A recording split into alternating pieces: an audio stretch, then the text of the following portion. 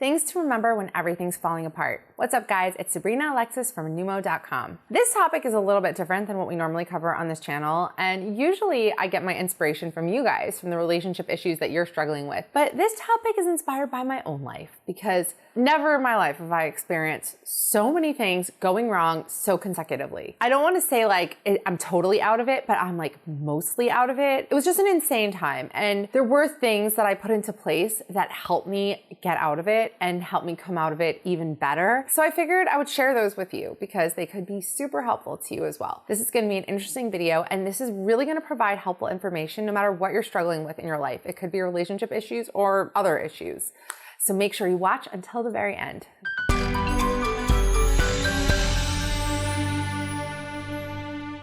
Real quick, if you enjoy this video and find it helpful, please give it a like. It's super quick, super easy way to help me out, help me grow my channel. Make sure to tap that subscribe button and ring the bell so you get notified whenever I post new content.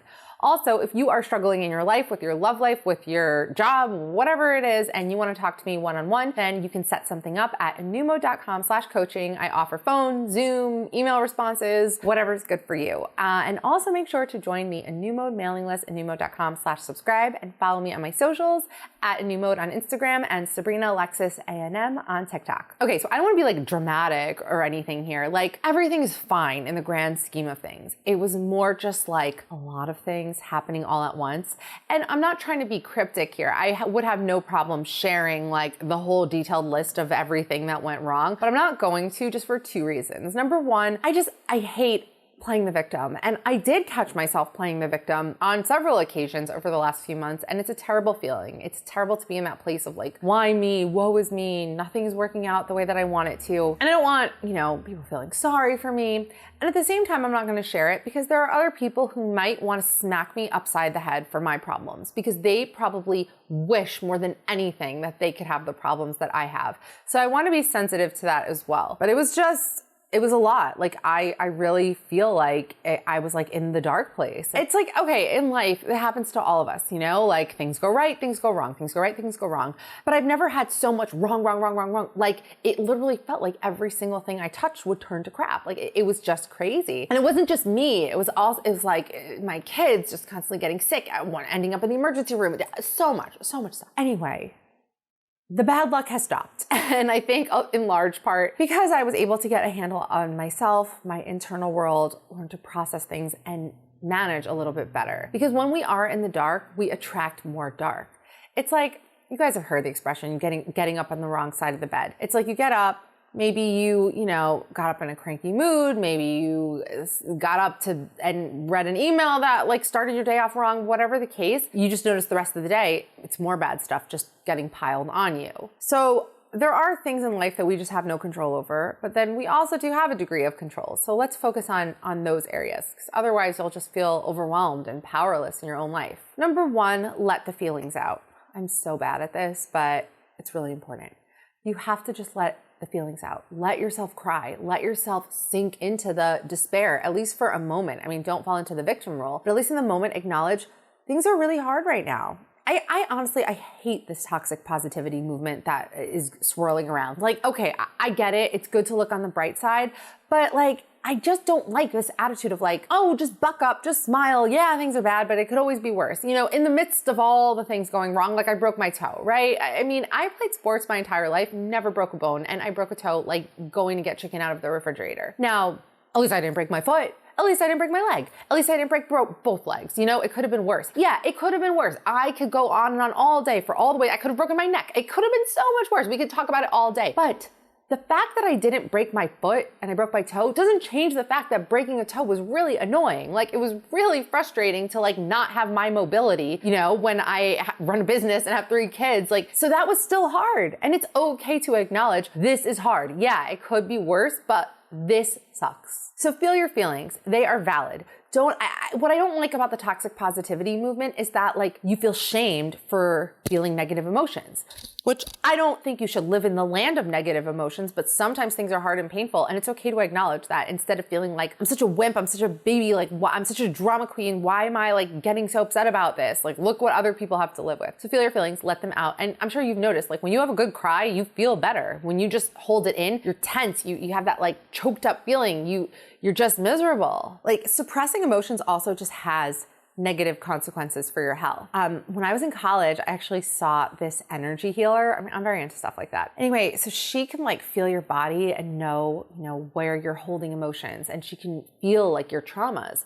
And so she said to me, she was like, you hold your emotions in your gut, in your stomach, which is like interesting because I like stomach issues, I have celiac and whatever. Like that's been like, where my biggest health struggles have been in the gut. And I have healed that too. We can talk about that another time though, if you're interested. Anyway, so she like did all this work on me. And I remember that night, like my roommate came home really late and like woke me up, she's like, open the door, turn the lights on. And it was like, I don't know, 3 in the morning, 4 in the morning. And I was like so angry. And all of a sudden I got this like crippling stomach pain, which normally like that doesn't happen. It's not like, oh, I got upset about something. She like kind of like released my ability to like feel my emotions.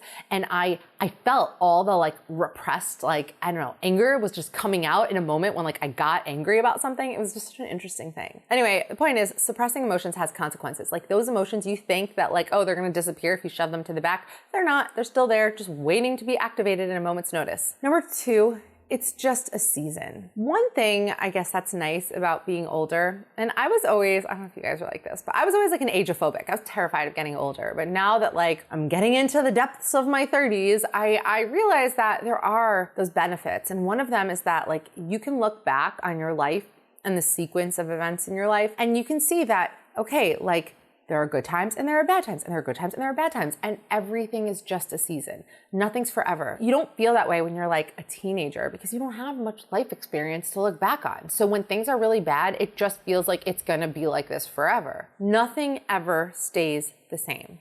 Not the good times, not the bad times. It's always changing. And sometimes it takes longer than other times. Like for me, yeah, maybe in the past I've had like a bad month. I've never had like 5 months as consistently difficult as the 5 months that I just had. Maybe I'll like write a book about it all someday. So many more books that I want to write.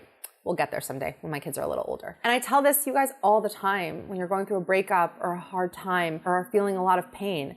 It's just a season. It will pass. You're not boxed in by this forever. And it sounds so simple, but the human mind just doesn't always think that way. I mean, I even remember with my kids, I have 3 kids, and the newborn phase is rough, although I will argue that it gets way rougher as they get older. But in those moments, like when you are waking up all night with a crying baby, it feels like, oh, this is just gonna be my reality forever. I'm never gonna sleep again. I'm only gonna sleep in like 2-hour spurts. And you know that's not true. Like you know that babies get older, they grow up, like they don't need to eat every 2 hours. They can eat more like during the day. You know that intellectually, but that's not how it feels. It feels like this is just my reality now and I am just going to be chronically sleep deprived forever. And it's like, I felt that way with all of my kids. And I'm like, I've done this before. Like I know that it ends. So it's like, it's not always a rational thing, but you still, I mean, I think with my 3rd kid, I like eased up a little bit and I was able to be calmer and know that, okay, like this will end. It's just a phase. Number 3, usually when everything falls apart, it means something big is coming together. Another thing I noticed in looking back on my life and seeing other people's lives and people who've achieved great success or done great things is that a lot of the times in our life, and please share in the comments if you've experienced this. Let's all support each other. But I've noticed that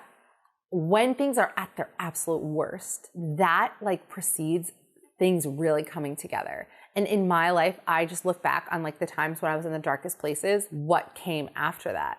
And I mean, it doesn't just happen in a vacuum though, like you have to put in the work. I just remember being in like such a low place in terms of relationships, of feeling like so frustrated. Like when I was 29, and that was like when I was involved with Kevin the Damage Case. If you guys follow me, you know all about him and that whole saga, which took up like 2 years in my life. And I was just feeling like I'm never going to get it right. Like things are just never going to work out. I'm going to keep chasing after guys like this. And then I was in this dark place, but I was like, you know what? I'm not going to surrender myself here. Like, I'm not going to do what I always did. I'm not going to lean into the self-destructive tendencies and, punishing myself over someone else not being able to see my worth and my value. And I did a complete internal makeover and glow up, and external too, actually. I was really got to a place where I was at the top of my game. Shortly after that, I reconnected with my ex from high school who ended up becoming my husband. And it all happened so fast. I went from at age 29, feeling like, oh, I'm just gonna die alone because I cannot have healthy relationships, to spending 2 months really hammering it into myself, working on myself. Then within the course of a year, actually like me and my husband started dating when I was 29, like just all within the year of being 30, I got engaged, married, and pregnant all in that same year. Like, so we went from 1 year, like, I'm gonna die alone, to the next year, like, wow, I have a family now. And things did move like pretty quickly with my husband. We had a lot of history, and I am gonna be filming a whole video start to finish about our love story and how that came to be. And we'll touch on all of this, like the work that I did and all of that. And I just can see that in so many areas of my life when like I didn't get my dream job and I was devastated, but that paid, number one, like me not getting a whole series of dream jobs, like I got interviews for all my dream jobs and they didn't work out for like one reason or another. And that paved the way for me creating a new mode. And I would never want a career other than what I'm doing. So the point is that sometimes like if everything's falling apart in your life, you should be like, wow, this is amazing because this means something huge is coming for me. Number 4, you're not alone. This happens to all of us in varying degrees. Everybody has moments in their life where they feel like nothing is going right. Nothing is working out. Everything is falling apart. We've all been there.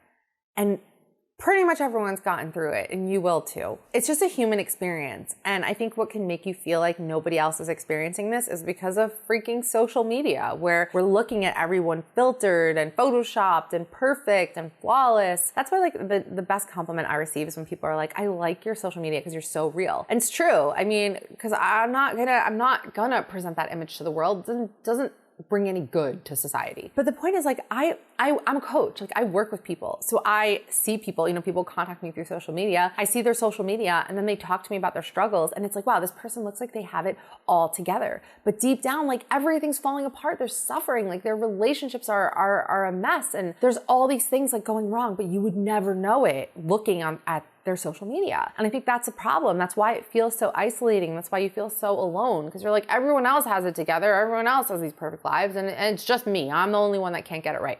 So I'm here to tell you it's not just you. Number 5, remember wallowing won't solve anything. Yes, feel your feelings as I expressed above, but that's it. Like you have to cut yourself off eventually. And I didn't, and it was such a gross feeling. I was wallowing. I was feeling sorry for myself for a really long time. And I just felt disgusting. I was like, I need to stop doing this. I need to pick myself up and move forward. I need to shift my focus to the good that I have in my life and stop being stuck in the why me, because the why me is just the worst place to live. You do not want to live in why me land. Negative thoughts are like magnets. They're just going to attract more negative thoughts. When you go down that road, it's endless. It just spirals. So you have to remember, like shift your focus in as best way that you can. For me personally, like getting back into work, like hardcore, like really working on my content, on my material, even like social media, my TikTok. You know what? My TikTok was born out of this like horribleness, like it was so funny. I guess I'll just share this part, but it was after the first time that I had COVID. I had it twice in like less than 2.5 months with the flu in between. And that's also when I broke my toe. Anyway, after I watched, I just needed like a mindless distraction for myself. So I decided to rewatch the whole Sex and the City series. I'm like, I just need to be taken to a different place because of everything that was going on. And so I rewatched it and then I was like, I have a lot of thoughts on Carrie and Big, and it just didn't feel right sharing it on my Instagram because I'm not like so snarky on my Instagram. So I'm gonna make a TikTok video. This was like my first TikTok video, and I just made a video, and that's it. I shut my phone off. I didn't look at TikTok for a few days, and then I opened the app again, and the video had like 500,000 views, and I had all these followers, and I was like, and that renewed something in me, that inspired me, and then I started doing that again, and that reminded me that I love creating content. I love sharing like relationship insights. I mean, honestly, I've been doing it all along. Like, this is my job. This is what I do. But not with the same like vigor. I was really, all of a sudden, I was like, you know what? I want to talk about more elements. Maybe I'll do a whole series on fictional couples on TV and in movies and break down like why they're so toxic, but we were led to believe they were normal. Anyway, so that's what started me there. And then it kind of like had a ripple effect where I was so much more motivated to post new articles on anewmo.com, to film different types of videos for this channel. And then once I was like focusing on the areas where I could feel really good and be really productive, then my whole mental state shifted like for the better. And then once I was in a better mental state, I was like a better mom. I was more patient. I was a better wife. Like everything starts to come together. Number 6, clean up. There is something about like cleaning up your space and cleaning up like how you look that just makes you feel together. I mean, I just had to throw this into the list because I've gotten very into organizing lately. We're actually gonna be moving soon. So like, I'm kind of not like, you know, I'm like organizing this house, but like really for our next house, I'm really gonna kick it into high gear. I'm sure you guys have noticed, like when your space is together and everything has a place, you just feel better mentally, you know? So it's really important, like when you feel like everything's falling apart, establish order. I mean, it comes from like the inside out and the outside in. And from the outside in, having your space in order and having your, you know, appearance in order will make an effort. It'll help kind of start to pull you out of that darkness. And then finally, number 7, remind yourself that you will be okay. If anything, like make this your mantra. And this is a mantra I share for, I mean, you know, your relationship issues, any issues you're having in life, no matter what, I'll be okay. I'll be able to deal with it. That's really what self-esteem and self-worth comes down to. It's knowing that no matter what happens in life, you will be able to deal with it. You have the tools, you have the skills, you'll be able to get through it. So tell that to yourself as many times as you need to. I really hope this was helpful to you. Let me know if you want me to make more videos like this. If you want to set up a session with me to work with me one-on-one, head over to anuma.com/coaching. Make sure to follow me on my socials. I promise to inspire you, not make you feel bad about yourself, at Anumode on Instagram and Sabrina Alexis A&M on TikTok. And I will see you in the next video.